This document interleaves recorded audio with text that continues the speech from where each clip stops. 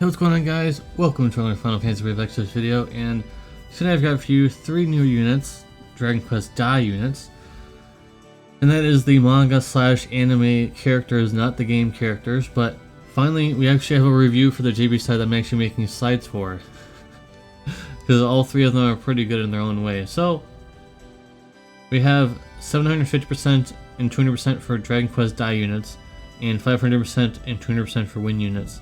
The first one probably won't be useful unless you're using him or the other character we'll be talking about, Larhart, because otherwise it's really niche. It's not going to be very useful. The other part will be a lot more useful, the win part, but the 750 part probably won't be coming up all that often unless you're using one of the Dragon Quest Dai damage dealers. So he's actually a pretty decent break for the JP side, at least on global. I mean, apparently you guys like the 89% now, because you guys liked Reagan. 85% attack and magic break, which isn't too bad. I wish it was a little higher. I wish it was at least 70%, 87 or 88, but 89% defense spirit break, of course. And also on top of that, he has 150% fire, ice, wind, and light and peril. So that's a lot. And on top of that, he has a field effect as well. Fire, ice, wind, and light and peril field 40%. Here's an interesting thing that usually I wouldn't mention these kind of abilities, but this is a very strong modifier. So it's not imbuable, and you can only use it one time, but it's very powerful. And on top of that, you can survive this attack, as it does fixed damage to him. But I believe you should be able to resist that with guts, or just give him auto revive. Yeah, you'll lose any of the buffs that he has, but it wouldn't really matter anyways. Like, he can't imbue this, so amps don't matter, and so it does not dispel. Like, usually these kind of things would dispel you and KO you, but it does not KO you. It only does a lot of damage to you, so it's actually pretty interesting as an ability, one use ability there. All right, so 85% attack and magic break. Again, not any higher than 85, unfortunately. That's not gonna be so great in harder fights, because you might start taking a lot of damage, because you'd really prefer to have higher breaks for attack and magic. But 89% defense spirit break on the SLB, and also he's definitely a role compression of being a breaker, and on top of that being a leader. So now you can have a more diverse team. And now let's look at his weaknesses here. Only 70 times mod boost for that LB SLB. Only 420 max. I think that may be with Tidus STMR or Reagan's STMR, and it's only one hit, so he can't support chain. Like, you'd rather have your breaker chain than do a one-hit finisher, and it's not very powerful. So that is definitely a flaw of this character, because everything else is quite good. And one of the biggest things I think is dragging his score down a bit is the cooldowns for the break-in field are just too long. They're 10 turns. Technically 5 turns when one of them runs out, but like 10 turns is a long time. I'm gonna give him an 8 out of 10. The leader skill, the 750% leader skill, probably won't be useful unless you're running Dragon Quest Dai units. So I'm giving it an 8.8 out of 10. I think he's fine. He's very good. He's very good, actually, but I just wish his breaks were a little higher for the attack and magic, but other than that, I can't complain too much. I think he's very valuable. Now we have him. It's HYM, not HIM. His TMR is basic. Like, I think all the TMRs in this collab are really basic and just not very good, but and the S TMR doesn't have a lot of attack on it, but it does give him 1,000 flat attack, of course, which is very good. Of course, that can't be stacked because that would be insane, but so it gives him 1,000 flat attack, which is I think kind of making up for the fact that why. I still can't believe it, but they nerfed the one thing from Vision World that gives you 750 attack and magic flat for Dragon Quest units, or Dragon Quest Dai units. They nerfed it to be 80% attack, magic, HP, and defense spirit, which is completely useless. I don't even understand why they nerfed it. It's stupid. So I thought when I read the news, I thought it was just adding on the 80%. I was like, who cares about that? But it's worthless. It got nerfed for no reason. Alright, so his 150% light amp that's not locked to anything, very nice. 170 times mod boost, which is very generous for the LBS LB. 50%. He also has 50% light amp, So even after the 150% is gone, he's still going to have quite a decent amount of power with the 50% amp on a cooldown there, and also 500 times ability mod boost for certain abilities. One of the best things he has is the 8 times cap. He has 8 times cap, so that's very nice. 40% fist and peril, very nice. 650 times max mod, that'll be with the Tidus Dragon STMR, or right, and the cooldown. 27 hits, and he has 200% demon killer buff for himself on a cooldown. Okay, so there really isn't much to say in terms of negatives, because he's a very powerful unit. Can only field wield fists, so you need to dual wield fists. Not that big of a deal. There's some decent fists out there, including Riku's. Berserker Riku's I think has like 300 attack, doesn't it? Or some high amount of attack, and also his huge modifier, one use thing that can be boosted by his cooldown cannot be used in his triple cast, so you can't really chain and finish with it. So you can only use it as a finisher, and it's not really that like you'd rather use his LB instead. So very good unit. His numbers are premium worthy because, like I said, he has 650 times max mod, which is lightning, and other units that are recent, like Tyvus, the new Tyvus. This is not a premium unit, but he has premium mods, which is very good. He might not have as much attack as those other characters because he's not premium, but premium mods, very nice, and also 150% light amp that's not locked to anything. So already this is a pretty valuable banner to pull on, because now you're pulling a premium banner unit that's not premium. His modifiers are insanely high. Very nice. And also the event going on currently gives you 10 shards per day for one of the 3 characters, so you could get lucky and get a bunch of him shards.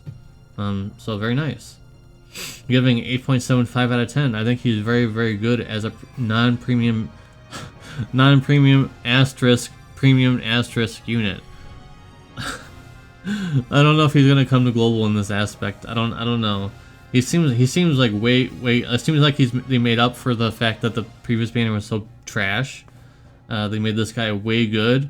So for anyone who hasn't had a strong damage dealer on JP in a long time, this guy is definitely the one to pull, because I just can't believe they're giving away premium mods on a non-premium unit. That's insane. Plus 150% amp. Like, plus 8 times cap. It's like they really wanted to apologize for the previous banner, apparently. So very good unit. This is definitely the one to pull if you want to pull so far. So let's look at the last unit here. And we got the last one here, Larhart. Just saying that apparently for some reason you can't stack his TMR. It's only 20% evasions. We have 25%. I don't know why you can't stack it, but it's not a big deal. His TMR is not very good anyways. His TMR is fine. It's the pretty typical thing. I'm assuming with the spirit that he's supposed to provoke magic attacks, because he does have some tanky stuff that he can do. No covering though. When I saw all those tanking abilities that he could do, I was like, where's the cover at? He doesn't have it. Alright. 150% wind amp, not locked to anything. Very good. 20% stone killer buff for himself. 170 times mod again for the LB. And like just before, 650 times max mod SLB with the same thing, 27 hits. Very good. Both of these units are really good. There's not much I can say in terms of negatives. He has tanky abilities we can't cover, only provoke, so he can only provoke magic attacks. That's about it. That's all I can really complain about. Like he has 5% less spear and peril, but that's fine. We need all the damage dealers they can get, and now Trey has a better partner to chain and finish with, so that's even better. So yeah, he's very good. There's not much to say. Like he has a bunch of filler moves that I didn't really want to mention. He's just a very, very powerful damage dealer, and if you really wanted him to be like a magic, like if there's some kind of boss that does single target magic attacks, he could probably tank those with his cooldowns and things that he has. But other than that, there's not much else to say in terms of negatives. He's also getting an 8.5 out of 10. I think this is a very good unit. Both of the 2 units that are on the same banner on the JP side are very good to pull. Very nice. I think Avan is probably the weakest, just because his attack and magic breaks are a little lacking, but he's still good. He's still good. That's like all three of the banner units are very good for once. So I'll briefly go. Let's briefly go over the other characters that got buffs and stuff. So here's the first character who got buffs, Dai, and I don't think he got crowns. I think he just got an adjustment.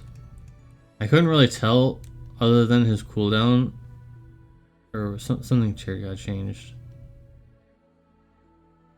I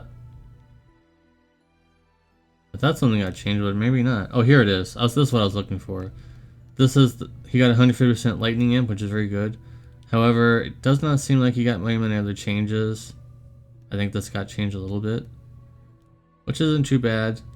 So overall, 150% lightning amp, not too bad. Only 30 times mod buff though. That's kind of a yikes, because in essence he only has 530, which is one of the previous max modifiers you could get.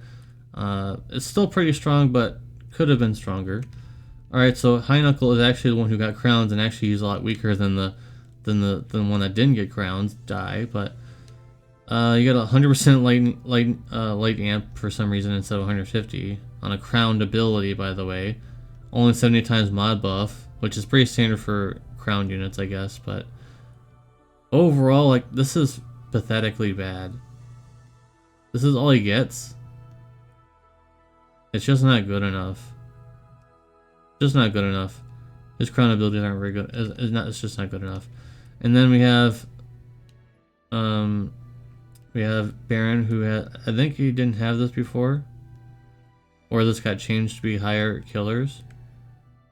That's about it for him. He didn't get any crowns, but he did get some changes. A few changes here or there, but nothing too big. Nothing too big, unfortunately. He was the one I was looking forward to the most, but doesn't look like there's been any changes here. Hadler, I haven't even looked at him yet because I was just like, whatever. Honestly, yeah, there's nothing here. This looks the exact same. He looks terrible as always. Yep, he's bad. Sorry, he's bad. And like when the Reddit says things that change, I don't even notice anything that's significant enough. 350 times, like, maybe that's different. That seems pretty high for a free unit. Alright, so we've got Mam. Let's look at what she's got. Nothing. 300. Maybe this has been changed. Doesn't look like anything's really changed at all. Like, it's just, I don't know, guys. This is not really that good. I don't know, guys. I'm not impressed. I'm not impressed with any of this. Nope. That's it. There really isn't much changes to talk about in any of the older characters. So if you're looking for buffs for the older characters, Dai is okay. And High Knuckle got crowns, but they're just whatever. And then the rest got a few modifier tweaks or something, and they was just like shrugging my shoulders. Do I even notice that they changed anything? Barely. So unfortunate.